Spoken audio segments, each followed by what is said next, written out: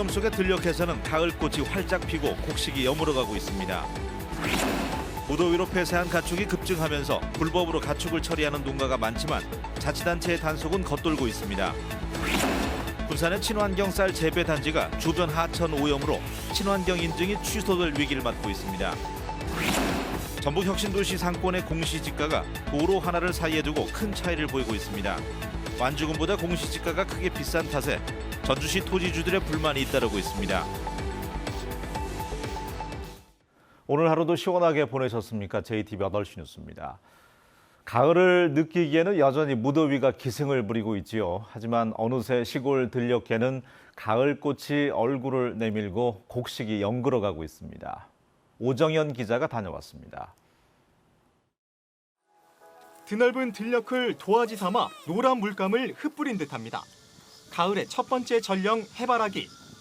여름 내 따가운 볕을 받아내더니 어느덧 꽃망울을 터뜨리고 흐드러지게 피어났습니다. 꿀벌들도 가을꽃을 분주히 옮겨다닙니다. 지금 여기 와서 이렇게 해바라기 보니까 되게 가을이 금방, 지금은 어쩌면 가을이 금방 올 것 같다는 생각이 들고 조금 있으면 더 흐드러지게 필 것 같아서 더 보기 좋을 것 같네요. 알알이 무게를 더한 벼이삭들이 고개를 떨구기 시작합니다. 아직은 푸른기가 강하지만 황금빛으로 일렁일 즈음도 이제 그리 머지 않았습니다. 시골길에도 가을빛이 넉넉하게 내려앉았습니다. 널어놓은 고추는 가을 햇살을 듬뿍 머금어 태양초로 익어갑니다. 봄에 심은 깨를 거두어 털어내며 아낙네는 등에 쏟아지는 햇살이 비로소 가을의 것임을 느낍니다.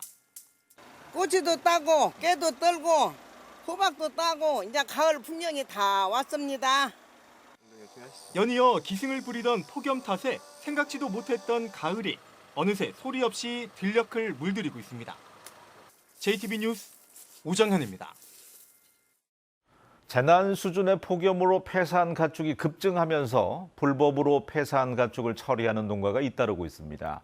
하지만 지자체는 농가가 어떤 방법으로 처리하는지 제대로 파악조차 못하고 있습니다. 주혜인 기자가 취재했습니다. 올 여름 재난 수준의 폭염으로 닭 수만 마리를 잃은 양계장입니다. 폐사한 닭들은 퇴비장에 놓고 발효시켜 퇴비로 만들어 사용했습니다. 제 뒤에 퇴비장이 있어요. 퇴비하고 같이 발효시킨 거. 원래 그런 거 하는데 너무 많아서. 냉동실에 폐사한 닭을 놔뒀다가 개농장에 갖다 준 양계장도 있습니다. 우리는 저기면 그 개 키우는 집에다 갖다 줬었는데 거기서도 이제 못 가져오게 하더라고요. 그게 또 법에 걸린다고. 폐사한 가축을 몰래 매립하는 농가도 적지 않은데 모두 엄연한 불법입니다. 폭염으로 자연 폐사한 가축은 폐기물로 간주돼 농가는 법에 따라 폐기물 처리업체에 맡겨 처리해야 합니다. 피해가 적다면 약물 처리에 퇴비로 만들어 사용하는 등 농가가 자체적으로 처리할 수 있습니다. 상황이 이런데도 전라북도는 농가가 어떤 방법으로 폐사한 가축을 처리하는지 파악조차 못하고 있습니다.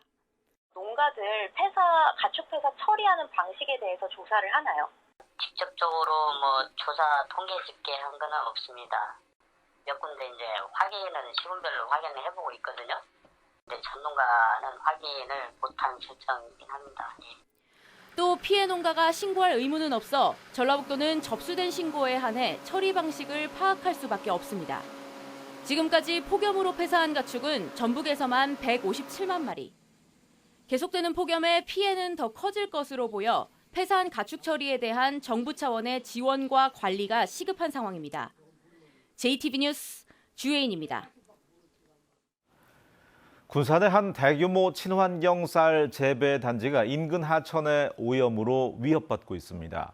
농민들은 어렵게 지켜온 친환경 재배 단지의 인증이 취소될 수도 있다며 서둘러 대책을 마련해 줄 것을 요구하고 있습니다. 김진영 기자입니다. 군산의 한 친환경 쌀 재배 단지를 따라 흐르는 하천입니다. 상류 주변에는 마을마다 최근 들어선 집들로 빽빽합니다. 그러나 하수관이 설치되지 않다 보니 쏟아지는 생활 오폐수로 상류 하천은 시커멓게 변했습니다. 농민들은 세제 등으로 오염된 하천물이 인근 친환경 쌀 재배 단지로 유입될 경우 자칫 친환경 인증이 취소될 수 있다며 불안감을 감추지 못합니다. 많은 사람들이 이사 와서 살다가 보니까 거기서 배출되는 하수 문제로 친환경 농업을 지속하는 데에 상당한 문제를 초래하고 있습니다. 이곳 친환경 쌀 재배단지의 면적은 80헥타르로 군산에서 두 번째로 큽니다. 인증이 취소될 경우 농민들의 피해는 심각할 수밖에 없습니다. 농민들은 오폐수 유입을 막을 하수처리 시설 공사를 서둘러 줄 것을 요구하고 있습니다. 군산시는 2020년부터 공사할 계획이지만 도심 지역 하수처리 시설 공사가 밀려 있어 계획대로 될지는 불투명하다는 설명입니다. 네, 시내 지역도 사실 더 중요해요. 2012년도에 그 8.13 난 것도 지금도 좀 하고 있고 아직 그 예산에 반영되지 않은 것들도 있고 그래요. 그런 부분들이 저희들이 고민하는 부분이죠.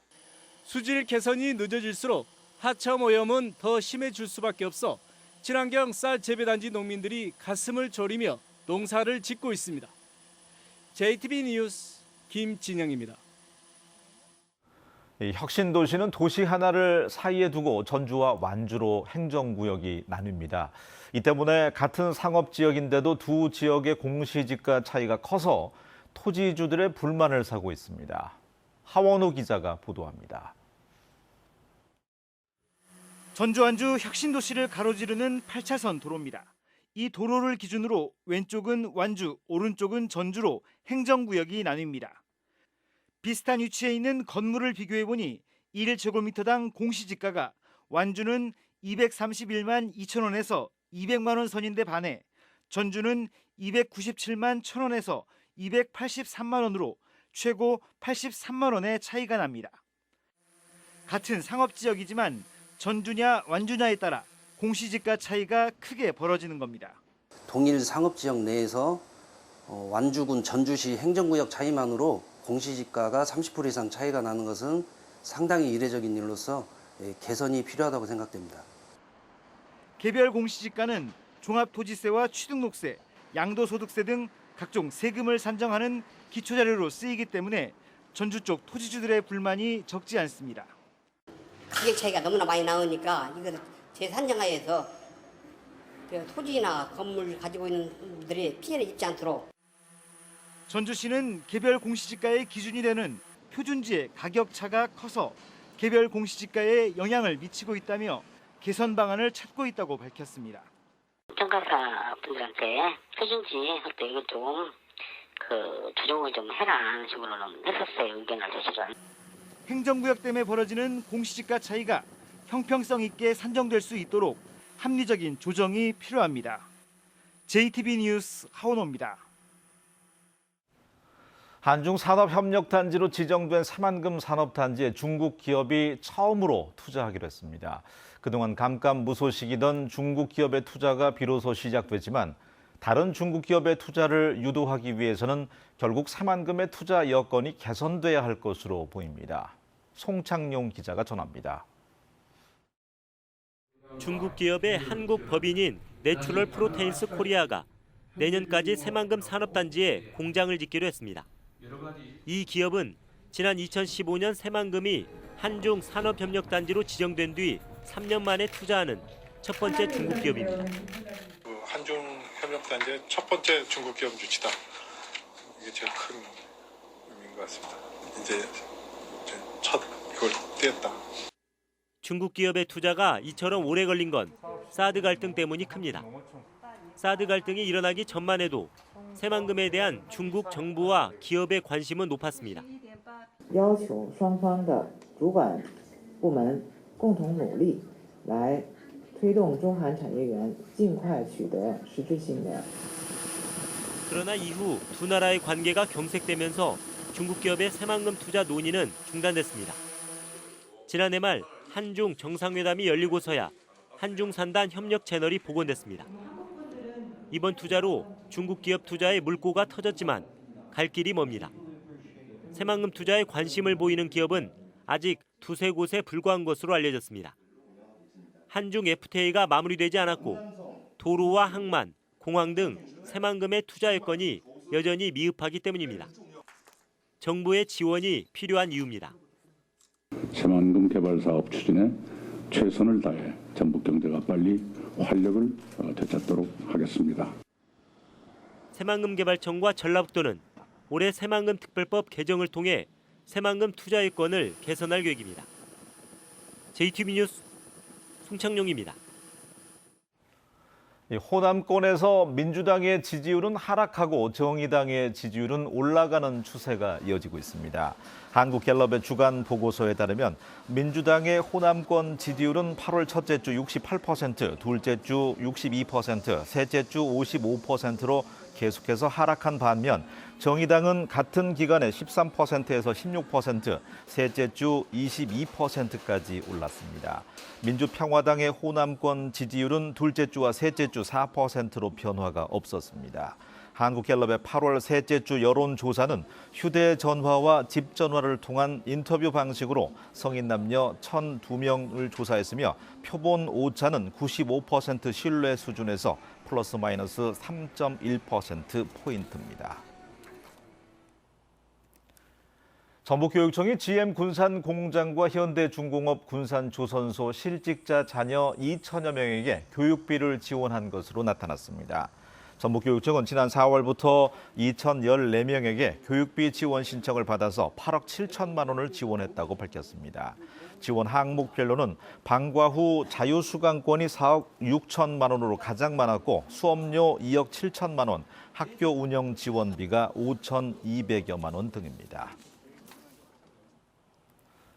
전라북도가 군산과 중국 쓰다오를 오가는 카페리를 통한 중국 단체 관광객 유치에 힘을 쏟고 있습니다. 전라북도는 군산 쓰다오 간 카페리 운항이 주 3회에서 6회로 늘어난 가운데 지난 5월과 이달 들어서 모두 3차례에 걸쳐 220명의 중국 단체 관광객을 유치했습니다. 전라북도는 학생과 학부모 등이 함께하는 교육과 산업 관광 상품을 개발해서 집중 판매하고 있습니다. 전주시는 현재 4곳인 위생등급제 지정업소가 확대될 수 있도록 일반 음식점을 대상으로 컨설팅을 실시하기로 했습니다. 전주시는 다음 달 7일까지 일반 음식점을 모집해서 최대 90여 개 항목인 위생등급제 평가에 대비할 수 있도록 컨설팅을 지원할 계획이라고 밝혔습니다. 위생등급제 우수업소로 지정이 되면 2년 동안 위생검사가 면제되고 시설의 개보수 자금이 지원됩니다. 익산시가 무허가 축사에 대한 양성화를 추진합니다. 익산시는 무허가 축사 농가들이 개정된 가축 분뇨법에 따라서 분뇨 배출 시설 운영 등의 이행 계획서를 다음 달까지 제출하면 양성화할 계획이라고 밝혔습니다. 익산시는 이행 계획서를 제출하지 않은 무허가 축사는 사용 중지와 폐쇄 명령 등 행정 처분할 방침입니다. 날씨입니다. 내일부터 남쪽에서 뜨겁고 습한 바람이 불어오며 다시 더워지겠습니다. 폭염특보가 전북 전역으로 확대된 가운데 전주와 익산, 정읍, 임실, 무주, 완주에 내려진 폭염주의보는 내일 오전 11시를 기해서 경보로 한 단계 강화되겠습니다. 한낮의 기온은 전주와 익산이 35도, 군산 33도로 오늘보다 덥겠습니다. 일본 가고시마 남쪽 해상에서 북상 중인 제19호 태풍 솔릭은 목요일 오전 전남 남해안에 상륙할 것으로 예상됩니다. 전북 지역은 목요일부터 금요일 태풍의 직접적인 영향권에 들 전망입니다.